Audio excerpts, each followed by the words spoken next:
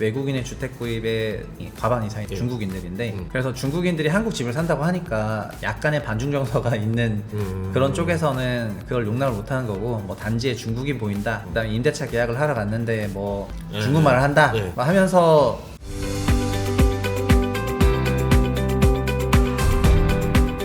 요새 최근 들어서 나온 뉴스 중에 하나가 외국인들이 우리나라 집을 많이 사고 있다, 이거에 대해서 좀 대책을 만들어야 된다, 뭐 이런 얘기 나오는데 지금 뭐 상황이 어떤 상황이에요?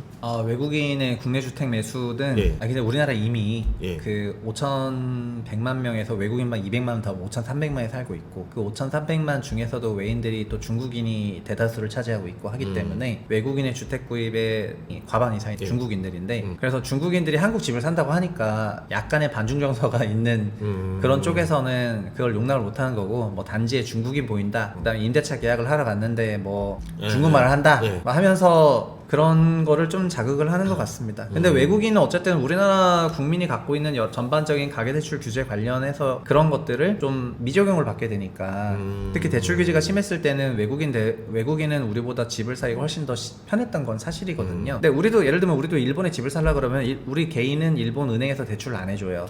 그래서 법인 설립하고 사야 되는데, 같은 방식으로 외국인이 한국에 거주하고 있다선 치더라도 이 사람이 한국 제도나 한국인 기준으로의 적용을 받는 것이 아니라 외국인 적용을 받고 있다고 한다면은 그 나라에서 한국에 온 은행에 여러 제도를 써가지고 집을 사는 거고 뭐 이제 하는 거거든요. 근데 저는 외인들이 이렇게 집 사는 양이 뭐 소위 전체 거래의 뭐 10% 정도로 올라온 것도 아니고 그냥 뭐 1, 2% 남짓인데 너무 의식하지 않았으면 좋겠다 이런 생각이고. 이 사람들이 사는 집이 뭐 초고가 주택 뭐 이런 거예요? 그런 건 아니죠? 아니요, 섞어서 사죠. 당연히. 그러니까 다 골고루 사는 거예요. 저희도 뭐 한국의 그 유명한 연예인들이 외국의 주요한 주택들 사는 것처럼 그런 경우도 있고, 또 주재원으로 간 사람들이 그 주재원 회사가 있는 지역에 가서 주택을 취득하거나 그쵸. 이제 소위 정착하면서 그런 경우도 많이 있으니까. 근데 아직은 완전 한국이 된 건 아니지만 뭐 영주권이나 이런 게 생기면서 거주를 하고 이렇게 하는 건데, 그래서 그런 정도로 해석을 하는 게 좋을 것 같습니다. 저 개인적으로 솔직히 말하면 외국인이 더 많이 들어와가지고 우리나라 집 사주면은 같이 물릴 거니까 그래서 뭐 그게 뭐가 나쁜가 이런 생각이 좀 있고. 폭탄을 너가 가져가라 뭐 이런 생각이고. 우리나라 사람들이 이제 나중에 좀 더 올랐을 때 외국인들한테 다 이제 맡기고. 아니 뭐 다 넘길 수는 없지만은 저는 한국 그렇죠. 자산 시장이 글로벌라이제이션 되는 것이 괜찮다고 생각을 하고 있고, 우리나라도 외국 가서 부동산 취득을 많이 하는데 예전에 한국인이 막 베트남도 가고 많이 샀죠. 뭐 많이 샀죠. 막 그런 거에 대해서 비판을 안 하는데 거꾸로 이제 외인들이 한국 와가지고 부동산 살 때만 너무 비판하는 심리가 많은 것 같아가지고 외인들의 부동산 취득과 매입에 대해서 너무 우려하지 않았으면 좋겠습니다. 대출이 보통 저는 예를 들어서 베트남이나 이런 데 투자할 때 제가 알기로는 대출이 한국인이 베트남 부동산 살 때 대출이 안 나오잖아요. 근데 이 사람들은 대출이 어떻게 나오는 거예요? 중국 사람들이 우리나라 집을 살 때 우리나라 은행이 해주는 건 아닐 거 아니에요? 기본적으로 통상 그 나라 로컬, 그러니까 중국인이 한국 은행을 이용하기 어렵죠. 그렇지만 중국 공상은행을 이용하면 되죠. 한국에 나와 있으니까. 그래서 그 중국인들은 중국 본토에 계좌가 있는 사람이 한국에서 그거를 활용해가지고 빌리면 되고, 은행 중에서도 해외 부동산 담보대출 취급을 많이 하는 은행이 있고 안 하는 은행이 또 있어요. 한국도 예를 들면 저희가 일본에서 가서 집을 사려고 하면은 한국의 뭐 국민은행이나 이런 은행은 일본에서 대출을 하기 거의 어렵지만 신한은행 같은 경우에는 일본 본토에서 대출을 많이 취급을 하거든요. 그럼 한국인 입장에서 일본 부동산을 사는 데는 신한은행을 많이 활용하는 것처럼 특정 은행들 중에서도 그 나라에서 대출을 많이 취급하는 그런 은행들을 이제 활용하는 방식으로 대출을 하죠. 이런 방법들이 있다. 그리고 개인이 안 되면 보통 다 법인을 세워서 해요. 그러니까는 개인은 결국은 순수 외국인이 비거주자가 집을 사는 거에 대해서는 전체적으로는 좀 규제하려는 생각이 있으니까. 그러나 법인을 그 나라 본토에 설립을 하고 그 다음에 자본금을 외국한 신고를 해가지고 송출한 경우에는 그러면 어쨌든 그 돈이 우리나라에 들어온 거고 이걸 어떤 식으로 쓰겠지라고 생각을 하니까 일부 담보대출이 실행이 되는 경우가 있거든요. 그렇게 하면은 뭐 이렇게 해가지고 할 수 있습니다. 그래서 우리나라 사람들도 저기 외국에 부동산 투자 많이 하잖아요. 제일 핫한 데가 지금 최근에 두 군데 뽑자면 미국이랑 일본. 미국도 대출이 나오고 일본도 대출이 나오는 거잖아요. 어때요? 부동산 괜찮아요? 미국, 예를 들어 우리나라 사람들이 미국 부동산 투자나 일본 부동산 투자는? 저는 사실 미국 부동산을 막 투자와 관련해서 직접적으로 막 깊게 본 적은 없어가지고, 그렇지만은 미국 부동산 관련 사업하시는 분들을 이제 옆에 지인으로 두고 있는 입장에서 그냥 우리가 미국 부동산 투자를 할 때도 미국에 법인을 설립해서 사요. 그러니까 한국 거주인이 미국 부동산을 살라 그러면 거기도 법인을 설립해가지고 그 법인에서 부동산 담보대출 심사를 받고, 그 다음에 본토에 미국 그 본토에 부동산이 있으니까 거기서 담보가액이 있고 그거만큼 받아서 이제 하는 건데, 모자라면 송금을 하면 되는 건데, 요즘은 이제 요 모자란 금액에 대한 처리 방법도 아주 다양해져가지고 한국에 또 부동산이 있으면은 그거를 또 담보로 보증서를 끊어가지고 또 이 스탠다드 LC라고 하는 이 보증서를 끊어가지고 그 나라 로컬에서 또 대출을 실행하는 경우가 있거든요. 그러니까 담보는 한국에 있는데 대출은 거기서 실행을 하는 거죠, 저 나라 금리로. 근데 미국은 뭐 전체적으로 전 세계 시장 중에서 가장 짱짱한 시장 중에 하나니까 투자 목적으로 생각하시는 분이 많이 계신 것 같고, 이 시장이 좀 한때 좀 컸던 것 같고요. 근데 이제 일본 같은 경우에는, 일본은 주택 시장의 장기적인 역사를 보면은 89년, 90, 91년 전성기 때 도쿄 팔면 미국 다 산다 이런 말 했으니까 그때가 연초에 제가 이제 일본에서 한 달 살이 하고 올 때는 보면은 미나토구 시바공원 앞에 지가가 세제곱미터당 그러니까 3.3당 5억 원, 89년 시세로 5억 원. 근데 지금은 이제 한 7천만 원이 안 되니까 그냥 거의 90% 빠졌다가 일부 올라온 거거든요. 심지어 작년에 11% 떴는데, 작년에 11% 떴는데 한 이 정도 된 거거든요. 정말 많이 빠졌죠. 정말 많이 빠졌고. 와, 그 정도면은 일본 여행 자주 다니는 사람은 그냥 그 집 하나 사놓고 그냥 살면 되는 거 아니에요? 근데 개인이 안 나왔으니까 그래서 법인을 설립해야 되는 굉장히 번거로움이 있습니다. 그리고 법인을 설립한다고 해서 은행 계좌를 바로 열어주는 것도 아니에요. 우리나라도 법인 설립은 대법원 등기소를 통해 가지고 하지만은 은행은 또 그 세무사 그 사업자 법인 신고하고 은행 계좌 여는 거는 또 다르잖아요. 그러니까 법인은 설립하실 수가 있는데 그 법인에 계좌가 없을 수가 있어요. 그래서 그 계좌를 열려면은 그 일본에 만약에 일본 은행만 있었다면은 우리는 계좌 열기 어려웠을 건데 이제 한국의 본토 은행들이 일본으로 진출을 하면서 결국에는 이제 그게 신용이 체크가 되니까 그러면서 계좌를 개설해주는 업무를 하고 있는 건데, 마찬가지로 우리나라 은행들이 미국에 가면서 이런 일들이 생기고 있는 겁니다. 근데 뭐 미국 같은 경우는 지금 주택담보대출 한 7% 정도 될 거고, 일본은 금리가 낮잖아요. 그건 일본 개인한테 낮은 거고요. 그러니까 일본인이라고 하는 일본 개인들은 집의 110%를 0.4로 빌리고 다니는 회사에서 1%를 넘어가면은 금리 보조를 또 해줘요. 그러니까 내가 신용이 진짜 낮다. 과거에 막 살아서 막 아무거나 막 하다 보니까 카드 막 이런 거 하다 보니까, 그래서 제가 만약에 1.2에 빌려야 되면 회사에서 0.1을 보조해주고, 그리고 왜 110 빌리냐면은 취득세도 4%지만은 중개수수료 3%를 내니까, 그리고 그걸 사면서 차도 한대 사거든요. 그래가지고 한 110 정도를 빌려서 하고 30년 만기로 30년 만기로 갚으면서 대신에 재산세를 공시가액의 1.4%를 내요. 그러니까는 재산세 실효세율이 한 현실화율이 한 60, 70 정도 되면은 1%를 내는 거죠.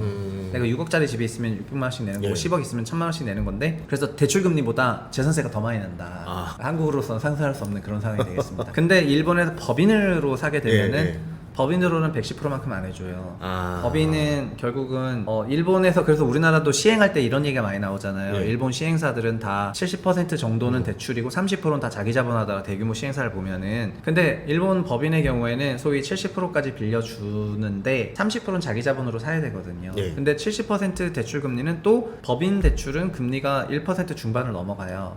한 1.8은 나와요. 그러니까 법인이 0.4로 빌려버리면은 소위 무제한으로 사버릴 수가 있으니까 그냥 한 1.8 정도를 내게 하고, 그럼 법인이 부동산을 매입을 하면은 그 부동산을 운용했을 때 도쿄에서 3.5에서 4%는 버니까 이제 재산세 1%를 또 내잖아요. 그럼 1.8 금리에 1%를 내면 2.8을 내는 건데, 나는 또 우수리 빼면은 그 비슷비슷하거든요.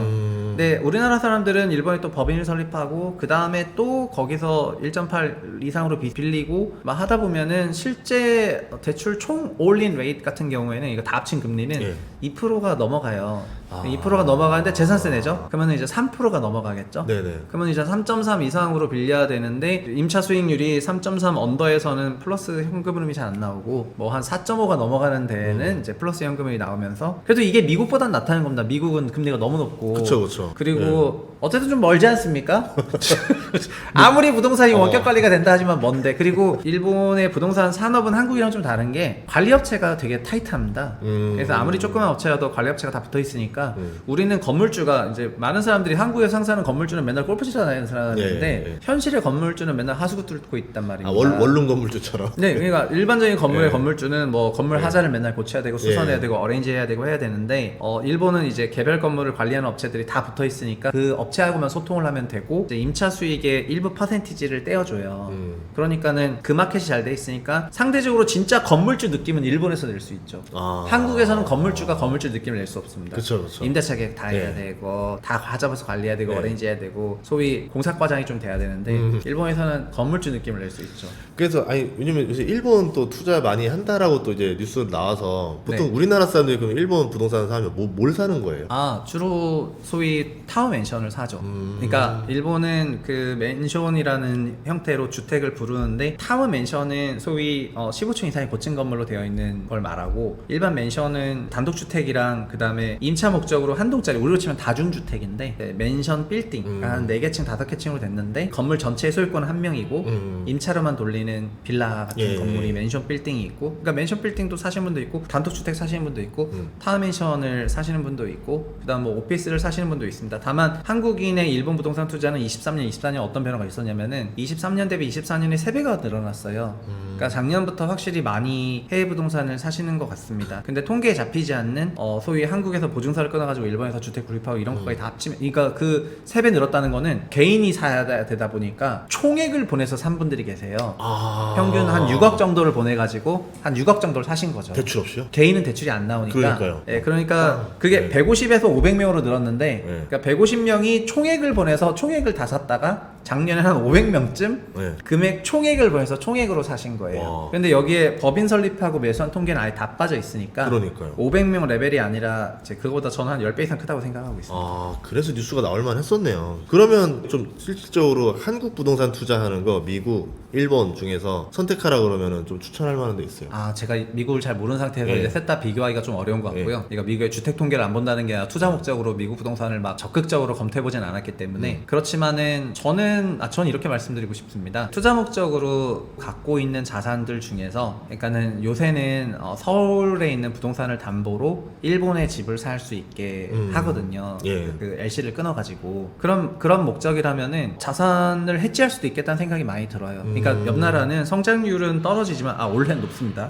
이제 역전당해가지고 굉장히 기분이 나쁜 상황인데 근데 역설적으로 말하면은 일본 부동산은 80년대 90년대 초반에 마 80을 찍었기 때문에 마 80 찍은 자산이 한 20% 떠도 마 70 뭐 이런 거잖아요. 그러니까 지금 명목금액으로 보면은 정말 싸요. 그냥 체감적으로 느꼈을 때 일본 부동산이 우리나라의 한 60% 정도밖에 안 된다 이런 느낌을 많이 받아요. 이제 초고가 지역은 한국보다 조금 더 비싸지만 그걸 뺀 나머지 지역은 다 싸기 때문에 그래서 전체적으로는 일본 부동산이 훨씬 싸고 근데 싸다는 건 이유가 있는 건데 성장이 없으니까 싸다는 건데 그러면서 재산세는 좀 높고 이러니까 보유하고 있을 만한 이유가 없거든요. 그러나 최근 어쨌든 일본이 10년 넘게 양적 완화를 하면서 인플레가 좀 나왔고 그 인플레를 처리하는 과정에서 성장률도 나오고 있으니까 그냥 낮은 가격에서 산다는 생각을 하면은 해외 부동산이 나쁘진 않은 것 같습니다. 또 가깝고 관리업체가 다 있으니까 오히려 서울에서 거제도 부동산 같은 거를 사게 되는 경우에는 임대차 계약 관리부터 시작해가지고 되게 어렵거든요. 근데 그런 거보다 오히려 더 편할 수도 있다고 생각합니다. 일부에서 관리 면에서는. 네, 관리 면에서 어차피 이메일 통해서 다 관리하고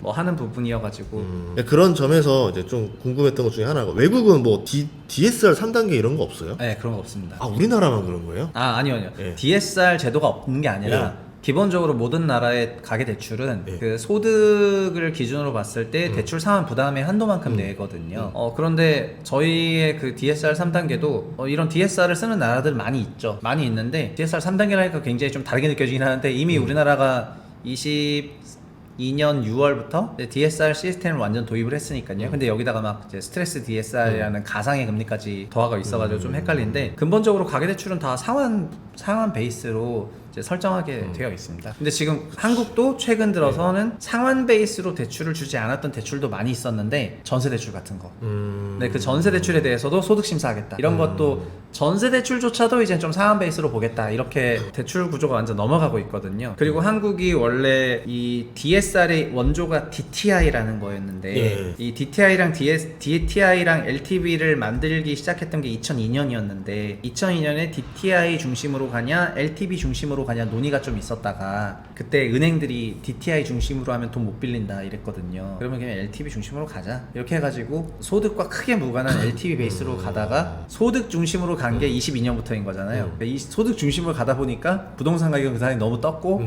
그래서 소득은 안 따라오니까 이제 대출이 죽었죠. 대출이 죽으면서 이제 가계대출 시대가 자연스럽게 끝났고 다른 나라도 그래서 다 소득 베이스의 대출 제도는 운영을 하고 있습니다. 그래서 왜 그 생각을 했냐면 점점 대출이 점점 빡세지는 게 그럼 국가가 막으려고 해도 막을 수는 없는 거네요. 옛날처럼 뭐 대출 한도를 더 완화해 준다던가 이런 게 뭐 국제적인 룰인 건지 뭐 바젤 3 협약 때문에 그런 건지. 그거는 은행의 그 소위 자산 기준이고 대출은 원래는 민간에서 이제 민영화로 가면 갈수록 민간의 자체적인 기준으로 해주죠. 근데 리스크 프리미엄을 먹어야 되니까 이제 회수율이 낮은 데는 고금리로 하고 근데 회수율이 안정적인 알짜 대출은 굉장히 초저금리로 대출을 해주고 그리고 대출에 대해서 좀 정부가 관여하면 할수록 소위 일종의 가이드라인 같은 게 생기면서 조달금리 대비해서 얼마로 하면서 이제 대출 정책을 쓰거든요. 근데 대출을 그 가계대출을 관리한다는 그런 방침은 전반적으로 전 세계가 다 가지고는 있는데요. 근데 우리나라는 가계대출을 좀 부동산 부양의 수단으로 좀 써왔고 97년부터 97년부터 2022년까지 한 25년 동안 이제 쓰다 보니까 GDP에 100% 찍었었고 그래서 이 정도 가니까 다른 나라가 전부 문제라고 하니 그러면은 뭐 여기서부터는 가계대출 그로스 정책을 쓰지 말자 해서 좀 규제를 강화하고 DSR 적극적으로 도입을 하면서 그러면 정부 대출로 늘리자 해서 지금은 가계대출 시대에서 정부 대출 시대로의 그 스왑이 일어나고 있는 과도기인 것 같아요. 그럼 이걸 종합해 보면은 대한민국 인구는 점점점 이제 서서 줄어드는 단계에 나가고 이제 좀 저성장 국면 돌아섰고 대출은 규제가 점점 강화되고 있고 그러면 집을 살 수 있는 여력은 점점 한계에 도달하는 거고 그럼 약간 우리나라도 나중에 일본처럼 될 수 있는 가능성이 있는 거 아니에요? 저는 지금 금융관료들이 머릿속에는요 한국이 LTV 70나라에서 LTV 80나라로 그 다음에 LTV 90나라로 그 다음에 일본처럼 나중에 LTV 100의 나라로 갈 생각인 것 같습니다. 성장률에 따라가지고 그래서 일본은 90년대 초에 인위적인 금리 상승 정책을 그 BOJ 은행장이 했고 그 세력이 2000년대 초반까지 이어지다가 아베 때 구로더로 바꾸면서 180도 다른 중앙은행장으로 교체가 되고 그 다음에 완전 제로금리 양적 완화를 풀어버렸거든요. 그러니까 아베 이전에 약 20몇 년을 끌고 왔던 일본 중앙은행장들은 주로 매파였는데 근데 우리나라 같은 경우에는 그 정도의 매파 중앙은행장을 들이어가지고 부동산 시장 반토막 내라 했을 때 과연 그게 될 것인가. 폴 볼커 같은 사람을 데려와야 된다. 폴 볼커 같은 사람을 데리고 왔을 때 7,000조 마켓을 3,500조로 박살내라 그러면은 그게 한국 정서에 수용이 될 것인가. 우선은 그 사람은 이제 바로 해외로 도주해야죠 나중에. 그럴 가능성이 높으니까 관료들 쪽에서는 여기서 이제 버블을 터뜨리지는 말고 천천히 가고 이제 성장을 하면 되지 않냐 이런 생각인 것 같고 이거를 굉장히 유리알처럼 다루고 있는 것 같거든요. 유리알처럼 다루다가 못 다뤘던 게 이제 외부에서 갑자기 막 흔들어 버리니까 22년 하반기에 그런 충격 한번 왔었고 그 다음부터 계속 평소에 늘 이렇게 유리알처럼 미세하게 성장률 내리면 이거 올리고 이렇게 하면서 갖고 가면서 이제 안 깨트리고 갖고 가려고 노력을 할 것 같습니다. 근데 그 기조를 제일 관건은 결국 그 기조를 이 현 정부도 승계하냐 유지하냐 아니면 뭐 좀 다르게 가냐 그런 걸 봐야 되는 게 결국 그거는 사람이 하는 거고 어떤 사람이 오고 어떤 정책을 쓸지는 이제 지켜봐야 될 것 같아요. 그래서 이제 그런 걸 알기 때문에 LTV를 좀 늘려나가면서 밸런스를 맞출 수 있는 방법이 있다. 네, 지금 그렇게 기획을 해가지고 돌아가고 있는 것 같습니다. 어떻게 보면은 그냥 실거주 하는 사람 입장에서는 그냥 크게 뭐 이거를 투자다 신경 쓰지 말고 그냥 사두는 것도 나쁘지 않겠네요. 네, 저는 실거주 주거 서비스 입장에서 집을 사겠다고 하는 경우에는 그냥 너무 타이밍을 잴 필요 없다고 생각을 하고요. 그리고 집을 투자 목적으로 보면 볼수록 결국은 고가주택군으로 바라보게 되는 경향이 생기는데 이제 고가주택군은 지난 3년간 쏠림이 심했기 때문에 무리하지 않는 게 좋지 않나 이런 거고 돈이 좀 너무 많아서 소위 내 자산에 뭐 한 30-40%만 써도 범 강남권 집 덜컥 산다 이러면 그럼 상관없죠. 근데 막 80% 이상인데 무리해가지고 따라붙는 건 별로인 것 같고 자기 자산의 규모에 맞게 부동산을 선택하시고 투자는 금융자산 중심으로 하시는 게 좋을 것 같습니다. 많은 사람들이 이제 고민하는 것 중에 하나가 진짜 요새 많이 달라졌어요. 그러니까 신축을 얼마나 좋아하는 수준이냐면 예전에는 입지가 좋은 구축, 입지가 좀 나쁜 신축인데 가격이 둘 다 10억이에요. 딱 맞아. 그러면 옛날에는 그래도 입지지 이렇게 하면서 구축을 선택하는 사람들이 많았었는데 요새는 그래도 신축 포기 못해 이러면서 입지를 포기하더라고요. 소위 입지파 상품파가 있었는데 저는 어려서부터 상품파였습니다. 진짜? 그 이사 갈 네. 때도 새 집으로만 가잖아요. 이유가 뭐예요? 어쨌든 선택할 때 다 장단이 있겠지만 네. 그 상품을 선택하는 이유는 뭐예요? 그거는 더 오랜 시간을 거기 거주해야 되는 입장에서 그 상품이 좋은 것이 좋다고 생각을 하기 때문이고, 새 집이 주는 그 주거 서비스의 기능적인 충실도가 입지 밸류를 많이 넘어선다고 생각을 하거든요. 그래가지고 언제부턴가는 그냥 새 집만 좋아하게 됐죠. 근데 그 당시에는 부동산 입지였거든요. 부동산 첫째도 입지, 둘째도 입지, 셋째도 입지인데, 제가 뭐라고 했냐면 부동산 입지가치 상품가치 합인데, 입지가치가 더 크긴 하지만은 요즘 지어지는 집은 상품가치 밸류가 되게 올라가고 있다. 그리고 상품가치 밸류는 미래로 가면 갈수록 더 올라갈 것이다. 그래서 이런 거를 그때부터 선호했었는데, 지금은 뭐 말할 필요도 없이 상품가치 좋은 집이 완전 짱이라고 생각하는 게, 그냥 점점 더 많은 기능들이 들어가고 에어컨부터 시작해서 다 전동 제어를 하고 예. 다 그렇잖아요. 커뮤니티도 보니까 최근에는 완전 바뀐 게 북카페라던가 이런 것도 너무 좋아지고. 지금 커뮤니티 예. 수준은 예. 커뮤니티로 소위 세대를 나누는데, 저는 예. 어쨌든 2000년대 후반부터 그 커뮤니티가 본격적으로 들어오기 시작을 했고, 예. 저 삼성물산 다닐 때 예. 그 타워팰리스가 준공이 되면서 타워팰리스의 커뮤니티를 디자인을 했던 타워 PMC 같은 회사가 나중에 한남더웨이를 포함해가지고 그런 커뮤니티를 전반적으로 빌드업하면서 지금 엄청 커졌거든요. 예. 근데 그런 회사들에서 연구하는 수준이 지금 굉장히 높아졌기 때문에 그래서 단지형 커뮤니티 시설들의 퀄리티는 점점 더 올라갈 거라고 생각을 하고 있습니다. 근데 이게 건축 도시적 레벨로 보면은 좋은 신호는 아닌데요. 기능이 그 특정 세대들에게만 국한되니까 그냥 도시 레벨로 보면은 거기 안 사는 사람은 그게 없는 거나 마찬가지여가지고 네. 그게 다 비어있는 뻥 뚫린 보이드 공간이라고 하거든요. 그러면 대단지 아파트로 되어 있는 데를 저희가 걸어갈 때마다 내가 살고 있는 단지를 뺀 나머지는 다 보이드 공간이어가지고 길만 내가 도시 공간이고 길 아닌 데는 비도시 공간이니까 진짜 그게 무용무쓸모가 되는 건데, 단지 사는 사람들 입장에서는 역설적으로 그게 심화되면 심화될수록 대단지로 많이 갖고 오고 많이 내부에 인하우스로 들고 오고 이런 추세가 계속화되고 있고, 앞으로도 일기 신도 재건축하면 다 대규모 재건축을 할 거기 때문에 한국이 그냥 완전 이런 방향으로 간다고 생각을 하는 게 맞을 것 같고요. 그 얘기는 외부의 수요가 또 빠진다는 얘기니까 입지적인 측면에서 봤을 때 아주 좀 광역 기능 제외하고는 로컬 무조건 신축으로만 사야 된다는 거예요. 그러니까 막 초광역 상권 기능이라든가 네. 그런 거는 가끔 이동해서 하는 거지만은 근린 기능들은 전부 단지 내로 흡수가 되니까 같은 동네라도 구축 신축 간의 그 밸류 차이는 굉장히 극대화돼서 나타날 거라고 생각합니다. 이렇게 되면은 제가 그때 커뮤니티 쭉 보면서 이제 딱 느꼈던 거는, 와, 이러면 밖에 나갈 일이 없겠다. 돈을 그냥 여기 안에서 다 쓰게 되겠다. 그러면 네. 그 바깥에 있는 상가들의 매상이 떨어지게 될 거 아니에요. 그러면 이게 어떻게 보면 자영업자가 더 어려워지는 요소가 될 수도 있지 않을까. 근데 기본적인 요식업 같은 경우에는 그 단지 내 방문도 하지만은 그 단지 상가에 있는 요식업 상가들은 장사가 좀 잘 안 되죠. 왜냐면 외부 손님이 별로 없고 로컬 수요만 있으니까. 그런데 광역으로 소위 배달 커버하는 요식업 같은 경우에는 어느 데나 가니까 여러 단지 상가 그 동네를 커버하잖아요.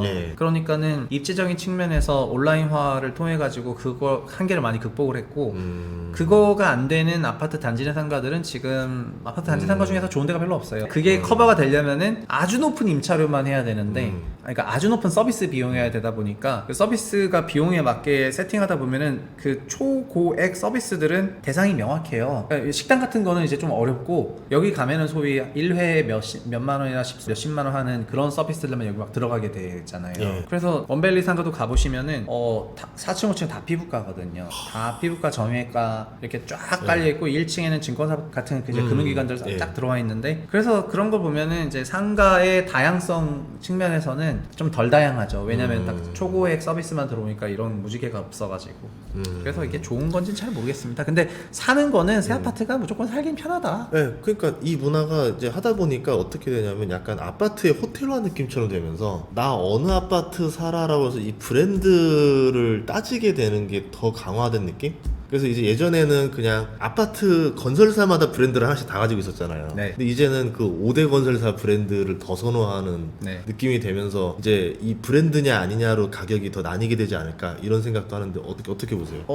그러니까 재건축 재개발 같은 그런 정비사업 시장에서 탑티어 브랜드들 선호도가 너무 압도적으로 나오니까, 그리고 탑티어 안에서도 소위 8, 9등 10등 하면은 바꿔버리자 막 이러면서 그런 선호도가 나오고 있기 때문에 이제 그런 쏠림은 심한 것 같아요. 쏠림은 되게 심한 것 같고요. 그리고 지금 시장이 그런 식으로 흘러가니까 그런 것 같습니다. 근데 저는 이게 뭐 바람직한 방향인지 모르겠는데, 근데 정비사업은 어쨌든 미래를 생각해 보면은 그 일기 신도시에 지어질 정비사업의 대형화와 그런 시장 사이즈를 봤을 때 굉장히 메이저 브랜드화 되지 않을까요? 3기 신도시 같이 공공 분양을 하고 이런 데는 공급이 분산되는데, 민간으로 그 수요 시공사를 선정해가지고 진행하는 데는 되게 쏠린 브랜드가 심할 것 같습니다. 그러면 왜냐면 저는 이제 주식쟁이다 보니까 이 주식을 생각한 거예요. 그러면 네. 앞으로 건설사 투자할 때 대형 건설사만 투자하고 중형은 좀 어려울 수 있겠다 이 생각했었거든요. 원래 건설은 저도 건설 애널 오래 했지만은 네. 건설사는 다른 나라에 건설사 별로 없거든요.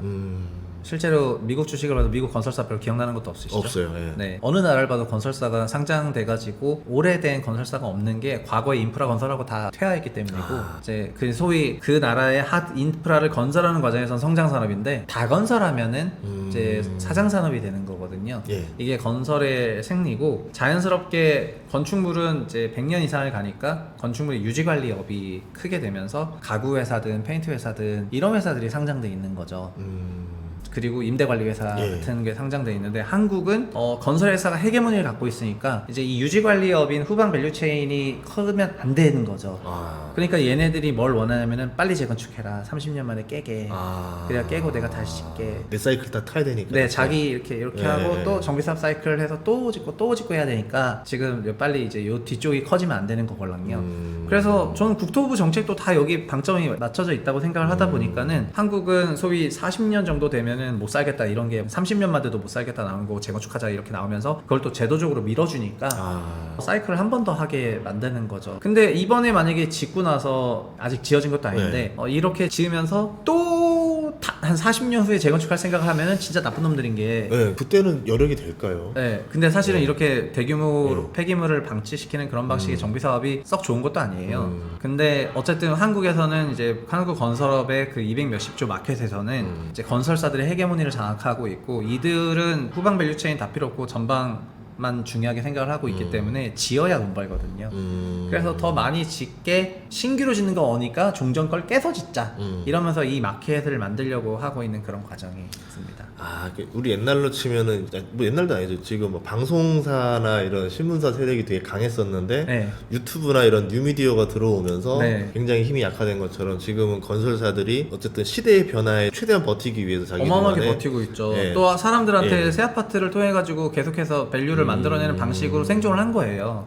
그러니까 집만 있다고 하면은 예. 그냥 집은 되게 사소하게, 또 대규모 단지니까 대규모 건설사만 써야 되잖아요. 예. 그러니까 개별 단독주택이 있다면 각자 알아서 할 텐데, 그냥 대규모로 되어 있으니까 대규모로 가야 되고, 개인 혼자 그걸 못하고, 그러면서 조합이라는 집합기구를 만들어가지고 재건축을 하고 있지 않습니까? 그쵸. 그래서 외국에서도 이런 재건축, 도심 재개발을 하고 있지만은, 그러네. 전국을 하는 게 아니라 특정 지역에 내가 생각하는 엣지 지역을 잡아가지고 거기만 집중 매입한 다음에 딱 해서 소위 몇 년에 한 번 하는 좀 대규모 프로젝트가 되는 경우가 많이 있는데, 우리나라는 뭐 땅 주인은 나도 아니고 너가 땅 주인이지만 너가 이렇게 해가지고 나한테 투표해주면 내가 이거 재시공 다 해줄게 이러면서 돈 받고 빠지고, 이거를 규모 있게 하려고 하는 게 건설 비즈고, 외국의 건설사들은 건설을 그렇게 해보니까, 자기가 예를 들면 공항을 지어보니까 내가 지어본 공항 중에서 이게 제일 좋은 것 같더라. 그러면서 공항 운용을 하면서, 공항 운용을 외국에 나가가지고 공항 지으면서 공항 50년씩 운영하고 이런 비즈니스를 해요. 그 다음에 프랑스도 그렇지만, 프랑스도 내가 해보니까 이렇게 하고, 찰스 드골 공항부터 시작해가지고 전반적으로 그 공항들이 다, 우리도 공항 관리공사 같은 게 있잖아요. 예. 근데 그 공공기관들이 다 민영화가 된 거죠. 민영화가 돼가지고 건설사 흡수가 돼서, 도로 내가 이렇게 지어보니까 이거 내가 짓게 하고 이거 한 50년 운영한다 하는 이런 민간 그 컨세션 프로젝트가 되게 많이 있는데,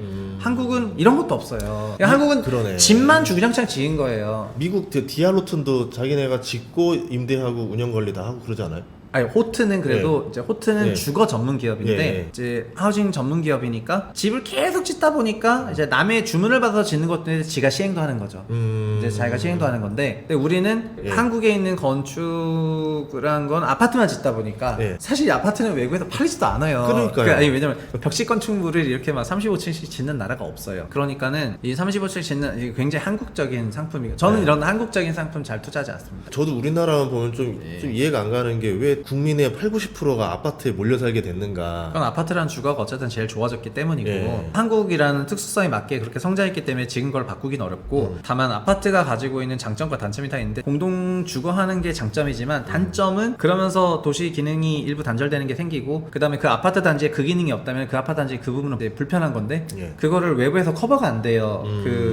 다 자기네 단지화 인하우스 시켜버리니까 밖에서 그걸 팔겠다는 사람은 장사가 안 되는 거가 있고 두 번째는 재건축을 하든 뭘 하든 대규모로만 해야 돼가지고 이제 자잘한 그 재미가 없죠. 그냥 자기 집 자기가 꾸미고 뭐 어떻게 하고 누가 어떻게 하고 이런 게 없고 과거에 재건축이라도 한동 재건축이 됐는데 이제는 일기 신도시는 다 묶어서 몇천 세대씩 같이 해라 이러니까 일기 신도시 재건축은 끝나고 나면은 거의 뭐 완전 잠실 같은 동네 다 될 거 아니에요. 하나당 막 5천 세대짜리. 예. 그러면 이 과정에서 그럼 대형 건설사는 어쨌든 되는 사이에 그 사이에 나머지 건설사들은 먹거리가 계속 줄어드는. 맞아요. 네, 그래서 시공으로 돈 버는 회사는 결국 시공 많아지면 돈 버는 거니까.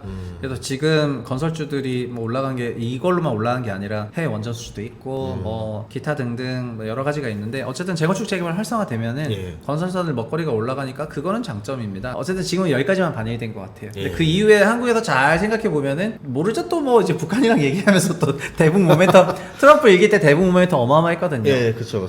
그 다음에 뭐 우리 항상 나오는 전가에 보도 러시아 우크라이나 재건 같은 거 있고. 예. 근데 유럽 건설사는 뭐 논답니까? 그래서 이제 여러 개를 다 생각해 보면은 그냥 건설업보다 미국도 그렇지만은 후방 체인이 훨씬 크고 일본도 후방이 훨씬 크고. 그리고 우리나라도 1990년대까지는 일본의 건설사를 보고 자랐어요. 그 다이세이 가지마 시미즈 건설 같은 그런 대표적인 회사가 있었는데 지금은 일본 부동산 회사가 더 커요. 그러니까 디벨로퍼는 당연하고 네. 미쓰이 스미토모 같은 디벨로퍼는 당연하고 이 뒤쪽 후방 부동산 회사들인 주택 운용 업체는 시가총액이 훨씬 커진 것처럼 후방이 나와야지 마켓이 훨씬 큰데 그러네요. 후방이 안 나오고 있어가지고 아쉽습니다. 또 이 얘기 듣고 나니까 부동산 어떻게 좀 흘러가는지 이제 좀 잘 이해해보는 시간이 된 것 같아요. 그래서 저희가 2개 알아봤는데 대선 이후에 부동산 어떻게 갈 건지 그리고 지금 해외 부동산 얘기도 하다 보니까는 이제는 신축 얘기하다가 이제는 야 건설사가 오늘 이렇게 올라갈지 다 잡고 있다. 예상을 못했는데. 야 이렇게 되니까 이제 이 정도 한 4분 나오겠네요. 이제. 네, 알겠습니다.